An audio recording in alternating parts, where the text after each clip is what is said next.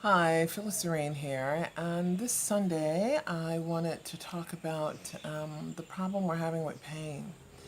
Um, Let me go back a little. There was the article I saw, I believe it was the Washington Post, on a first person story about a physical handicapped person having an incredibly pain issue and having to take high dosages of morphine to deal with the pain. And if you're living in America, you are aware of the news about the opiate crisis and epidemic and the overdose rates, which our president in America is trying to address by taking medications away from everybody, and just everybody gets cut. It's not a case by case review. It is simply forcing people to reduce their medication. So now we have the situation. The reasons for the legislation was based on overdose rates doubling in the last 5 years. But now the concern is the suicide rates are going to be doubling, and they've already shown that since beginning in 2016. So we got a pain issue, and this is primarily a Western problem where we have experienced the easy access to heavy narcotics through prescription pain meds. And I have been a chronic pain sufferer, so I so relate to this pain when you can't think straight because the pain is so intense. And no matter what I took, breakthrough pain was still coming, and I got tired of having to take meds at noon to be able to sleep at 10 o'clock at night. So the best news, my pain med doc said it would eventually go away. And that was the hope that started shifting in my body. And when it did subside, I went, yay, it's working.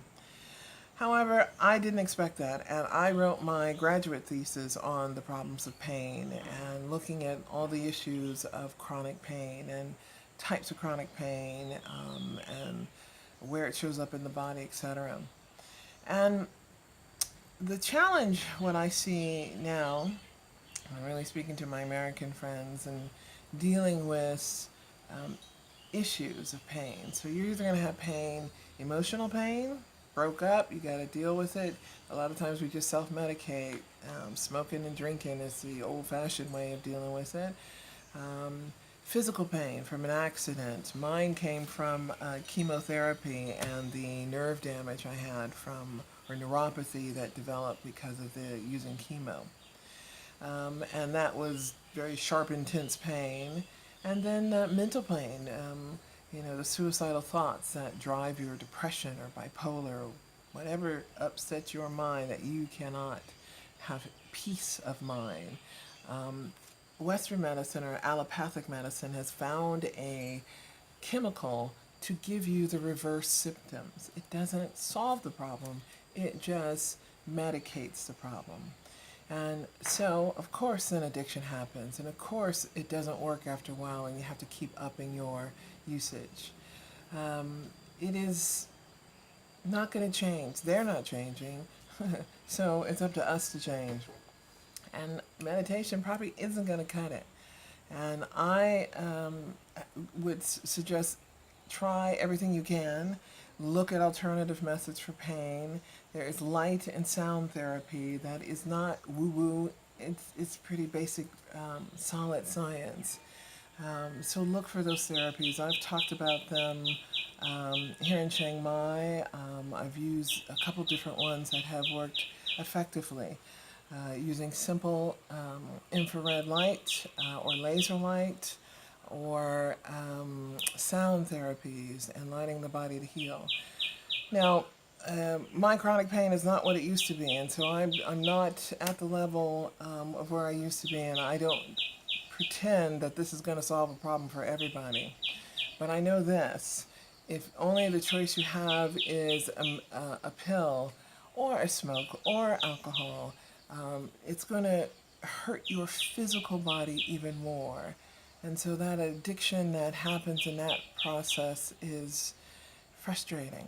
Now, there's also the addiction to food. And as a former happy chocoholic, I got to tell you, I don't want to give it up. And I still use cacao powder and can eat raw chocolate without any sugar without a problem because it tastes sweet to me now. It is still taking the effort to focus on what you spend the most time trying to resolve. If it's a pain in your body you got to take care of, then that's the addiction. And there's no wrong or right about it. It just is. And so what can you do? And so I want to help you. I'm happy to think out loud with you. This is why I set up my Patreon account. So I was like, okay, I need to talk to people. It's not just enough to just blah, blah, blah at you. Okay, we got to come up with some solutions. And if nothing else, someone that hears you and feels your pain and knows what you're going through. So we acknowledge, first of all, where we're at and acknowledging what's going on in your heart, mind, and body. Excuse me. It's the first thing. And then from there, we don't look to governments to solve us. And if we're depending on insurance and worrying about that, if you know that's coming to an end, it's time to double time in getting your other solutions. So, I love you. I thank you. Here to help. Namaste, y'all.